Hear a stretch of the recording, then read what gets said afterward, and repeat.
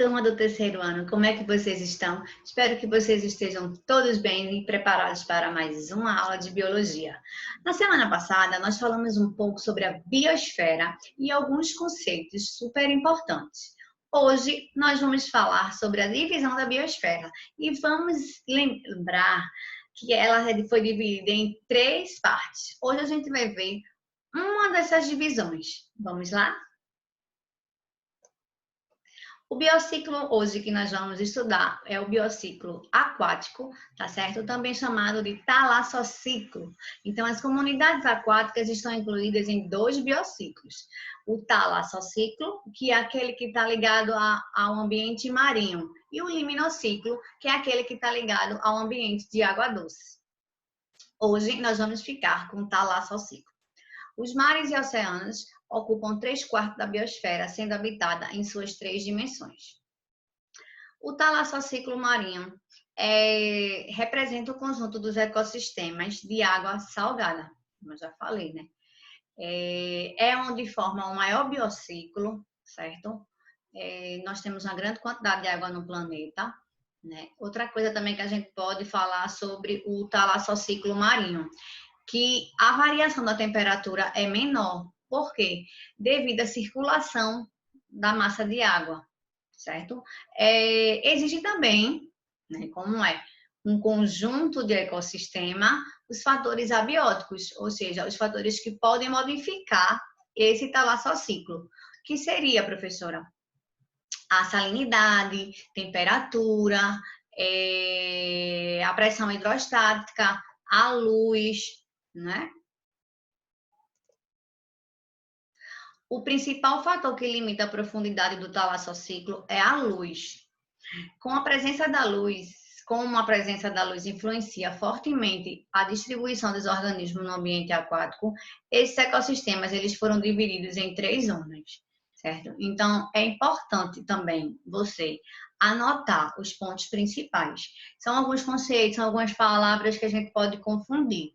Então, como a luz tem uma grande influência, esse ambiente marinho ele foi dividido em 3 regiões, em 3 zonas, né? A zona eufótica ou fótica é aquela que tem a luz, é aquela que é bem iluminada, é aquela que geralmente chega até os 200 metros de profundidade, tá? E ela é rica em produtores fotossintetizantes.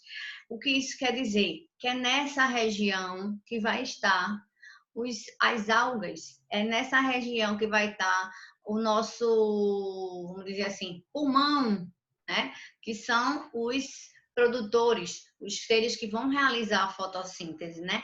A próxima zona, a próxima região seria a disfótica.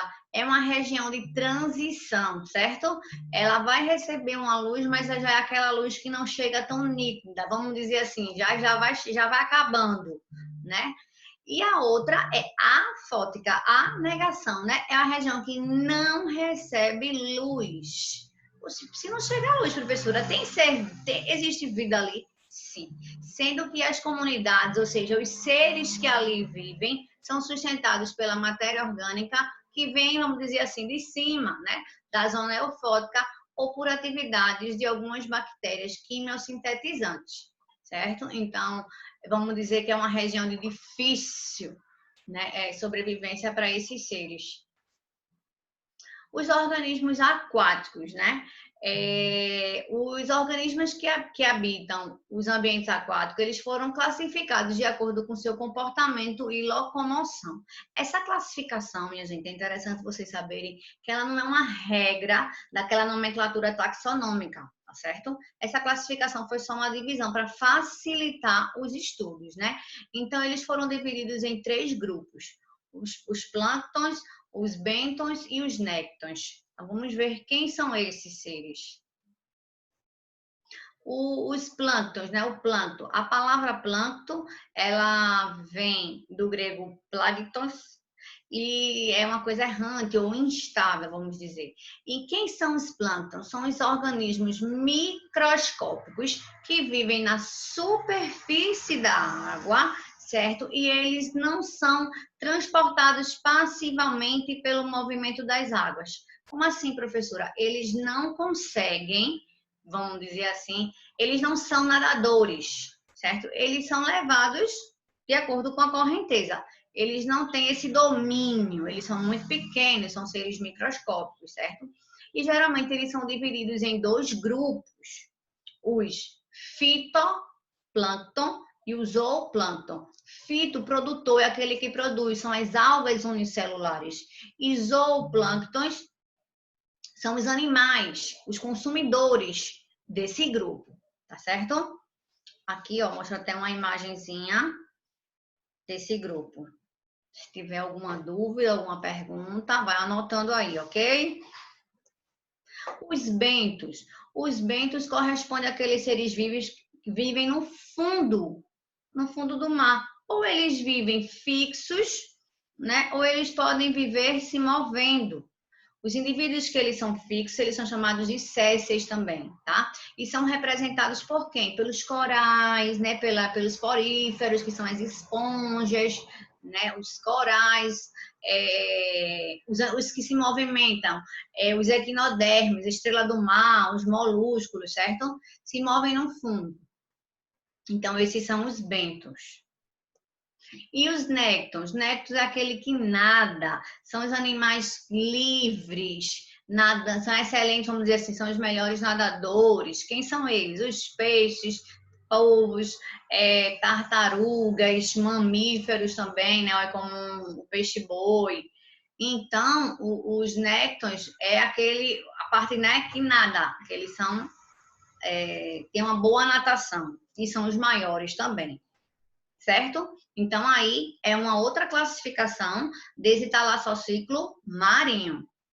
Primeira foi a questão da luz, agora foi a questão dos seres, e ainda tem mais uma divisão também, né? Aqui mostra uma imagem, né, bem bonitinha, desses grupos, né? Os néctons, os plânctons, o fitoplâncton e os bentos, tá? E também, gente, esse talassociclo, ele foi dividido de acordo com a plataforma continental, né? De acordo com sua posição, vamos dizer assim, de relevo. Então, foi dividido em algumas zonas, algumas partes. Então, a zona litorânea ou interdital compreende a região entre as marés altas e a maré baixa. É bem iluminada, oxigenada e rica em nutrientes. Apresenta algas, microcrustáceos, macrocrustáceos, molúsculos e peixes. São abundantes os organismos fixados em rocha, como algas, cracas e mexilhões. Ou seja, essa é a primeira parte. É a parte assim que nós temos mais contato, vamos dizer assim, né? É o início desse talassociclo. Aí depois vem a zona nerítica, nero significa água. Compreende a chamada plataforma continental, que vai até aproximadamente 200 metros de profundidade.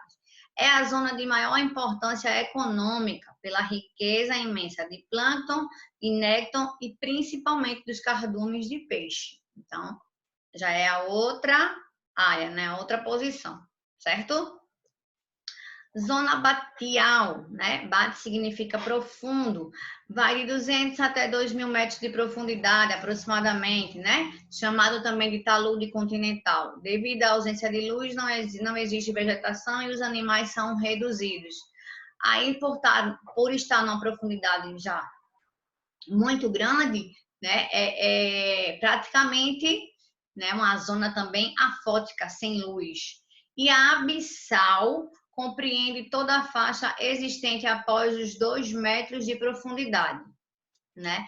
E ainda existem livros, né, e alguns autores que querem incluir ainda mais uma zona, que é a chamada zona Adal, que diz que fica abaixo dos 6 metros de profundidade, tá? Tem alguns livros que eles falam sobre uma zona a mais. Então, é isso daqui, ó, o que eu falei agora. Tá vendo? Em relação à plataforma, ó. E aí tem as zonas, né? Ó. O abissal, o batial, o nerítico e o litorâneo, tá vendo? Como eu falei para vocês, o litorâneo é a partezinha que a gente fica, que a gente tem acesso, né? Com vamos dizer assim, que a gente tem acesso quando a gente vai, né? Na praia, por exemplo, é onde a gente fica, vamos dizer assim, né? Essa parte aqui, né? Ó, a nerítica é a questão econômica e aí tem as outras. Ok. Quero ver se vocês entenderam tudo isso que eu falei do talassociclo, porque agora é com você. Pertencem ao nécton. E aí, quem é que faz parte do nécton? Eu falei dos plânctons, falei dos bêntos e falei dos néctons. Quem são os néctons? Letra A, todos os habitantes dos mares que nadam ativamente. Letra B, todos os habitantes dos mares fixos ou rastejantes do substrato abissal. Todos os habitantes dos mares fixos ou rastejantes do substrato litorâneo.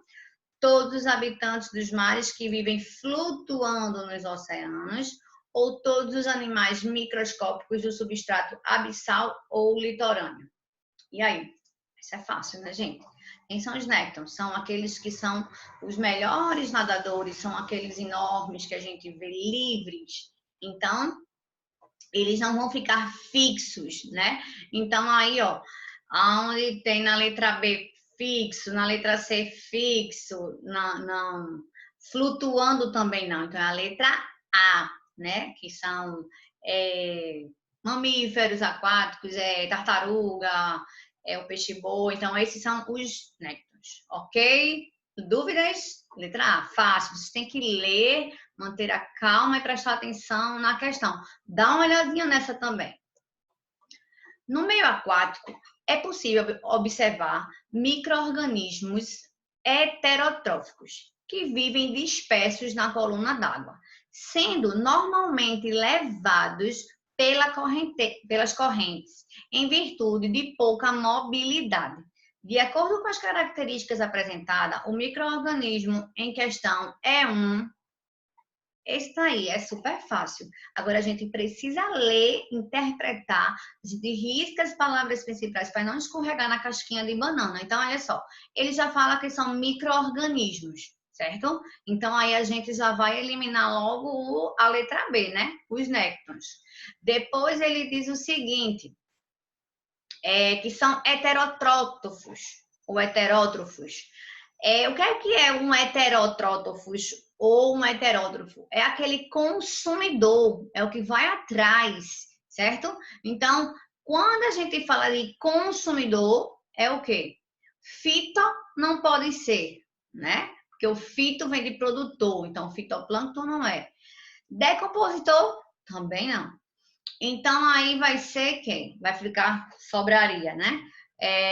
Bento e zooplâncton. Só que eles falam, normalmente eles são levados pelas correntes em virtude de pouca mobilidade. É aquele que não é nadante, não consegue. A correnteza é que leva. Então, aí é o quê? Super fácil. Zooplâncton. Letra C de casa. E aí tem uma tabelinha, né? Aí tem conjunto 1, 2 e 3, e ele quer que você diga quem faz parte, qual é o grupo que faz parte desse conjunto. Primeira coisa, quando a gente pega uma questão desse tipo, a gente precisa analisar a questão como um todo. Às vezes a gente vai na pressa de querer marcar logo e a gente às vezes esquece de olhar detalhes, né? Então, primeiro a gente vê a questão como um todo e depois a gente vai olhando a tabelinha parte por parte, depois a gente faz o geral dela. Então, aí, ó, o conjunto 1 tem algas verdes, tem equinodermas, no conjunto 2 tem diatomáceas, né, tem larvas de molúsculo, diatomáceas são algas. E no conjunto 3 tem peixes, cefalópodes, crustáceos, decápodes, ou seja, ele já vai complicando os nomes para a gente confundir. Mas aí a gente já mata a charada pelo 3, né? Se tem peixes, cefalópodes, crustáceos enormes, então eles são quem? Eles são os néctons, o conjunto 3, porque são nadantes, né? Então aí a gente já vai por eliminação. A gente já elimina a C, ou a B e a D, não é isso? Fica só a C e a E. Aí o que a gente vê agora? Só tem que saber quem é o conjunto 1 e 2. Dá uma olhada no conjunto 1, a última palavrinha, equinodermas, as estrelas do mar. As algas verdes, elas são multicelulares, né? Ou seja, são os bentos que podem ser fixos, né? Sésseis, ou eles podem estar livres no fundo. Então, qual é a letra? É de escola. Super fácil. Espero que vocês tenham gostado. Espero que vocês tenham prestado atenção. Obrigada pela atenção. Até a próxima. Nós agora vamos tirar as possíveis dúvidas que surgiram e vamos resolver as atividades para a gente fixar mais o Tá Lá Só Ciclo. Um grande beijo e até a próxima. Tchau, tchau.